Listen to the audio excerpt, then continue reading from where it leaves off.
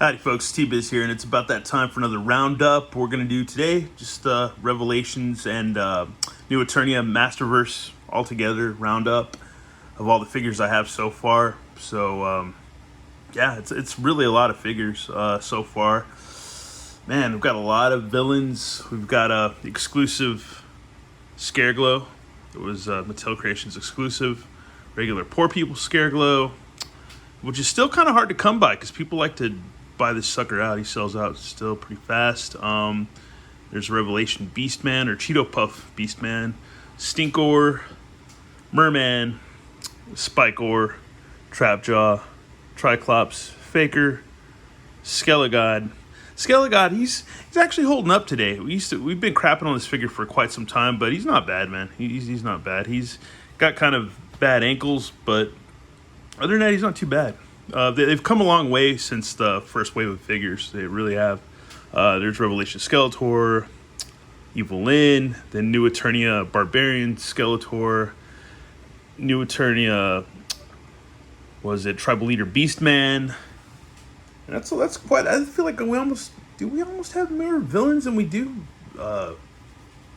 freaking heroes, man. Because it's like 1, 2, 3, 4, 5, 6, 8, 9, 10, 11, 12, 13, 14. What about 14, 15? Am I missing one? 1, 2, 3, 4, 5, 6, 7, 8, 9, 10, 11, 12, 13, 14. Yeah, it's 14. So that's 14 villains. Okay. Wow. All right. That's crazy. Okay. And then on the heroes side, we've got one of the biggest figures, or beasts, or whatever, is Battle Cat, aka Cringer. Then we have Orko, Revelation He-Man, New Eternia Barbarian, He-Man right here.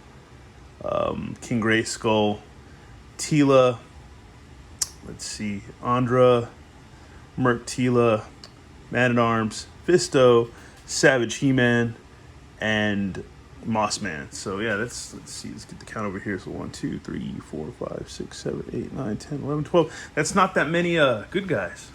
That's crazy. That's really not that many. We've got way more villains. But there's some doubles there. There's doubles, triples there. There's like, got 3 different Skeletors, 2 different Beastmen, 2 different Scareglows. So yeah, that kind of makes sense. But other than that, man, they've come a long way. I feel like the latest figures are really good. I still feel like actually the Revelation He-Man's still not bad. He's actually a good He-Man. He's really not bad at all, despite what you might think. Some of these figures, it's hard to say what top 10s are. I know one of my favorites, still one of my top favorites, is Trapjaw. I really like this guy a lot. He's just a sick figure. Really cool. And I think out of the villains, I'd have to say maybe Trapjaw, Triclops, Spikor. Scareglow's cool, but Scareglow's like the Janet Jackson of bad guys. Of course he's badass, you know. That goes without saying. And then I'd have to also say, yeah, the Barbarian Skeletor and the New Eternia, whatchamacallit, Tribal Leader Beastman. Because, I mean, he's just get up close. Yeah, he's just a ridiculous figure. He's huge. He's like one of the biggest figures in the line so far. And he's been wiped out. I found him at my Target. They had 6 of them over the weekend. Or I think it might have been Friday. I think I went Friday. My buddy Evil Villain told me about him. I went Friday, and they were wiped out by today on Monday. So yeah. So there you go. Really sick figure. Found a way to put some contact tape to help his helmet stay on a little bit better. But yeah, he's one of the coolest figures of the line. Really cool.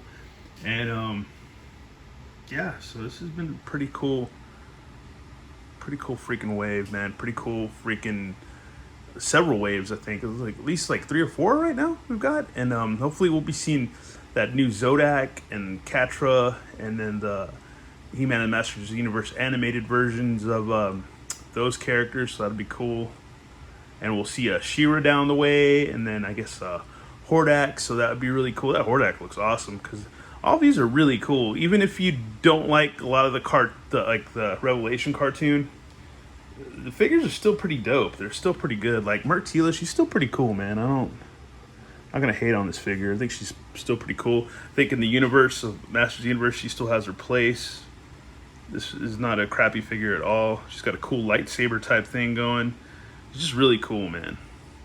That's the one thing I don't understand about Revelation, why so many people were anti-Tila, when dudes like me who have been a fan since I was 6 years old, like 5.5, 6 or whatever, and I've always liked Tila. It's not a whatever like a new woke thing to like Tila. It's like dudes that are 46 years old and been like longtime fans or in their mid to late 40s have always liked Tila. It's not an issue. She's always been like kicking ass, so that's whatever. We've had this debate so many times over and over again, and yeah, but Masterverse line is cool, man. I like it a lot. The classics had their place. They weren't bad figures, but they lacked in a lot of posability. They had a lot of. There's not much you could do with them. I mean, you could do stuff with them, but you couldn't pose them like some of these figures. A lot of these figures have their own personality. A lot of the classics, the sculpt is amazing, but you just can't pose them the way you can pose these. We'll just leave it at that without me stuttering. King Grayskull, another phenomenal figure, because we got the Allstate guy voiced him, so that was really cool. Andra's cool. She's in the back looking kind of pissed, but she is cool because she's got a very like good Star Wars-y type vibe to her, which is rad. Very cool with her blaster thing. Very Boba Fettish. Did I say Boba Fettish? But anyways, yeah. She's cool, man. I like her. She's cool. But other than that, yeah, man, it's cool stuff. Even good old Fisto. I think this is the Revelation Masterverse of Revelation version, whatever you want to call it, Masterverse.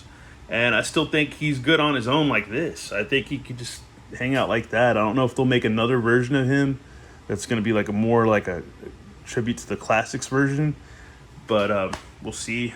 Savage He-Man, get him over here. This is like kind of I feel like for me, in my opinion, in my collection, he's underrated. I've underrated this guy. He's really cool. A lot of friends wanted him to be a lot bigger, but I think his sculpt and his size, I think this is good enough, man. That's fine. That's really fine. He doesn't need to be Incredible Hulk. He just needs to be a Savage He-Man, like a Chris Holmes from Wasp type, you know. That's pretty much it. And Moss Man was cool. I would like to seen him flocked. That would have been really cool to get a flocked version of him. Maybe we'll get another version that's kind of like a flocked one. That would be kind of cool. I don't know if they'll do it, but I don't see why not, since Four Horsemen flocked one of their Motu homages. I don't see why we can't see that. Other than that, that's pretty much it. I think I'll just leave it at that.